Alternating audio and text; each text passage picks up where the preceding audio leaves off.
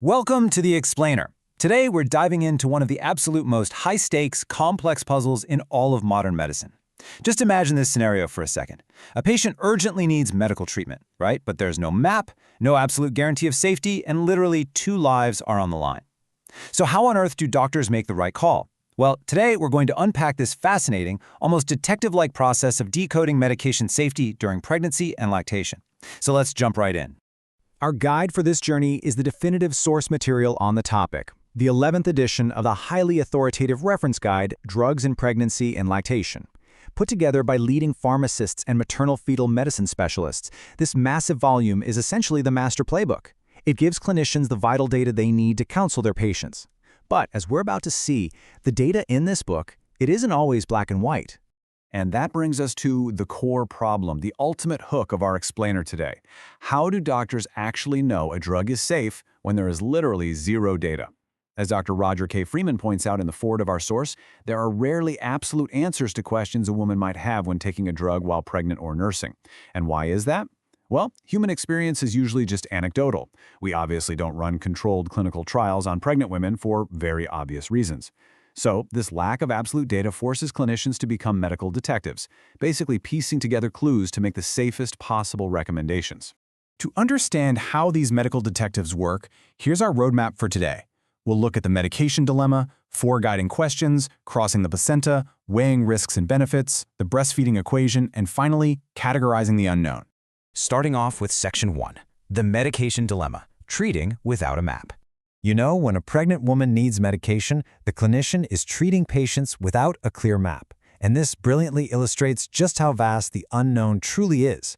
In the preface to the 11th edition, the authors note that 142 new drug reviews were added. Now, out of those 142 new drugs, exactly 140 have absolutely zero human pregnancy data. Just let that sink in for a second. 140 out of 142. On top of that, none of them have reported use during breastfeeding. So the clinician is sitting there prescribing a medication with zero human data, and often there aren't even other drugs with the same mechanism of action to compare it to. So how exactly do they proceed? Let's look at Section 2, 4 guiding questions, the clinician's checklist. When faced with this massive void of human data, clinicians don't just guess, right? They use this 4-part checklist to estimate the risk. Let's walk through these steps together. Question 1, is there a human pregnancy experience for the drug? As we just saw, in most cases for new drugs, the answer is just a flat no. Question 2, is there developmental toxicity in humans with other drugs in the same pharmacologic class? Meaning, drugs that work in a similar way. Again, because a lot of new drugs have highly specific mechanisms and are kind of in a class by themselves, the answer is often not known. Moving on, question 3 asks if the drug crosses the placenta. And finally, question 4 asks, does the drug cause developmental toxicity in animals, and can that animal data be used to estimate human risk? Now, what's really interesting is how they answer that 4th question about animal testing. You see, animal data is actually a pretty imperfect clue. The authors point out that out of 311 drugs flagged for potential harm based on animal tests in the previous 10th edition, only 24%. That's just 75 drugs were confirmed to cause actual human harm. So while animal data absolutely doesn't provide an adequate assessment on its own, it really is a vital puzzle piece when you combine it with the other questions. Moving into Section 3, crossing the placenta, the security checkpoint. The placenta is essentially this biological gatekeeper between the mother and the developing fetus. For our medical detectives, the crucial point here is the molecular weight 600 rule. This is a fundamental physical barrier. Generally speaking, drugs with a molecular weight of less than 600 usually cross the placenta pretty easily. It's really just a simple matter of size. If the drug molecule is small enough, it slips right past the security checkpoint. But as you probably guessed, biology is rarely that simple. Let's see how this builds into a much more complex picture, because molecular weight is really just the beginning. The major determinant of drug concentration in the fetus is actually the maternal blood drug concentration. But there are a bunch of other physiological factors that drastically modify the transfer. We're talking about things like how fast the body eliminates the drug, how well it dissolves in fats, and placental blood flow. Gestational age also plays a massive role because the placental surface area actually changes over time. In fact, here's a really fascinating twist. Our source material notes that in the second half of pregnancy, most drugs, even those with a high molecular weight over 600, will cross the placenta regardless of these modifying factors. Crazy, right? Next up, Section 4, Weighing risks and benefits. The balancing act. Once a doctor figures out that a drug likely reaches the fetus, the entire focus shifts to the mother's health. Clinical pharmacist specialist Dr. Alicia Fornash highlights this exact balancing act in the book's preface. You essentially have to compare the embryo-fetal risk from taking the medication directly against the embryo-fetal risk of the untreated maternal disease. And honestly, this is completely counterintuitive for a lot of people. Many maternal diseases actually pose a much higher risk to both the mother and the developing fetus than the drugs used to treat the disease itself. You simply can't look at the drug's risk in a vacuum. You have to look at the very real danger of doing absolutely nothing. And, timing changes that math completely. Tissues must be actively forming to be structurally affected by a drug. Dr. Fornash gives a brilliant clinical insight here.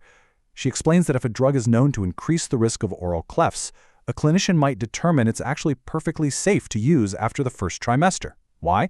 Well, because by the second trimester, the oral tissues have already completely finished forming. That specific window of vulnerability for that defect has permanently closed.